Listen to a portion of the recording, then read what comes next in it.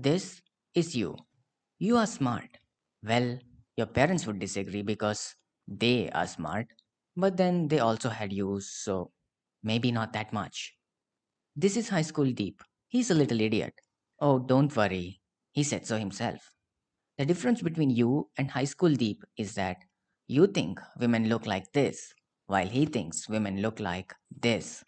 He thinks that women can be drawn on a scale ranging from 10 being the most beautiful woman in a room to 5 being the least. He does not assign anyone below 5 because he does not believe any woman can be. Can't disagree with that logic. Rate a woman out of 10 like a movie, he said, and voila, they are no longer the mysterious and beautiful creatures dropped here on earth, but a piece of data that is quantifiable and comparable. Yeah, high school Deep took up computer science and got a job in the US. He now has a hot wife, two kids, and a green card. Call him an idiot again, and he'll block the access to your VPN. Good luck using just your imagination. Anyway, high school Deep then took out another scale and drew a dotted line across it. He called it the ceiling of hope. If he had any chance of being with a woman romantically, it was with women on or below this ceiling of hope, and he drew that line at a 7. The problem was it was more like here, but I never told him that. I felt sorry for him. Yes, I, with a ceiling of no hope, felt sorry for him. And now that bastard has a Bugatti while I'm stuck with a Maruti. Should have put him down while I had the chance. The problem with high school deep statement is that of course women are nothing like the movies. The only thing similar about the two is how both use the three-act structure. In the first act, she catches you in an unsuspecting and vulnerable position, like moments before you're about to cut your birthday cake. In the second act, she reminds you of an incident that happened 3 weeks ago, which you have of course completely forgotten by now. And in the third act, she makes you admit that yes, you really did check out her friend Pooja at the mall and makes you apologize for it. And the next thing you know, you're washing the dishes as punishment at your own birthday party, worried about when she'll find out that you slept with Pooja too. Upon reflection, we found some other problems with this chart, like how do we develop beauty standards for women? Are we being sexist or are we being revolutionaries in setting beauty standards for women? How do we calculate our ceiling of hope?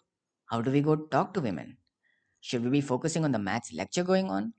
How much do we rate our maths teacher? We kind of knew the answers to all of them, but we had no one to confirm, except for the last one. She was a definite 9. The chart failed us, so we did the only thing we knew: pick up women on GTA and kill them after the date. In college, when I watched Barney Stinson explain the hot crazy scale, the misogynist in me reignited. Simply put, the hot crazy scale tells you that a woman is allowed to be as crazy as she is hot. For example, if the hotness of a woman is quoted on the y axis and the craziness of the same woman on the x axis, and if a woman is, for instance, this hot, then she is allowed to be this crazy. But if she is only this hot, then she can only be this crazy. Once the crazy hot line is determined, and you find out the max craziness a woman can be, establish how crazy the girl actually is. If the point is below the crazy hot line, you are within her league.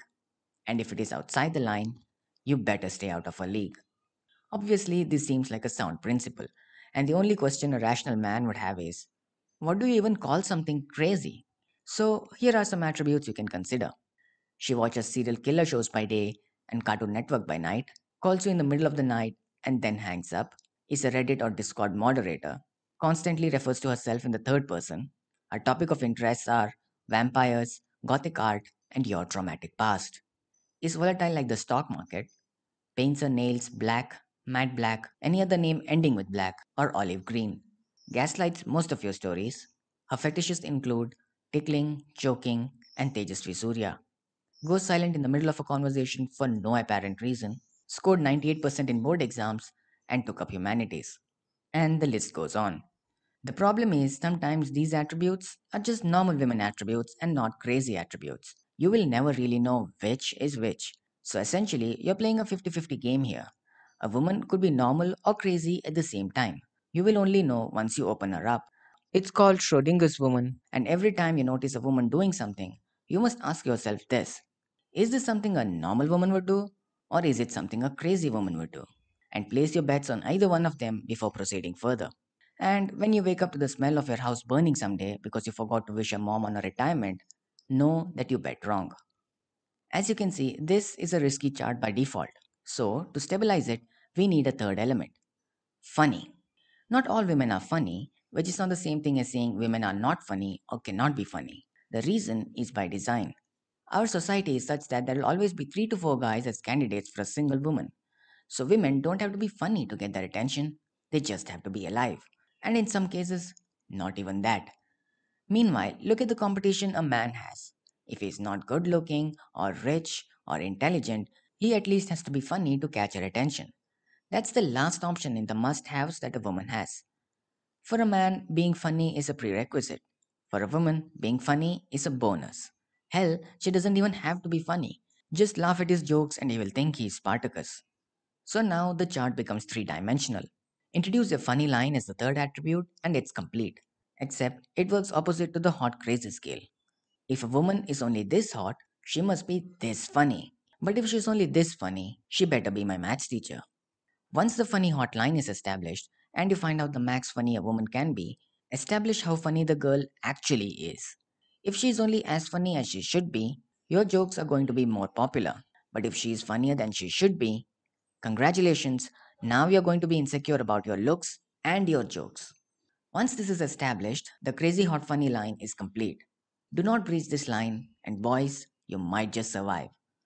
And if you're the few women watching this and about to comment, you're so sexist, why isn't there a similar chart for men? I only ask this. Are you delusional? Do you think you need charts to understand men? Just say, follow me to any random guy on the street, and he will follow you to the ends of the earth. That's why we don't elect female prime ministers anymore. We know that we will do anything she will say. Heck, the last time we had one, we had to drop an emergency and not go out to stop getting hypnotized. So, ladies, understand the power you yield and please use it. We are desperate.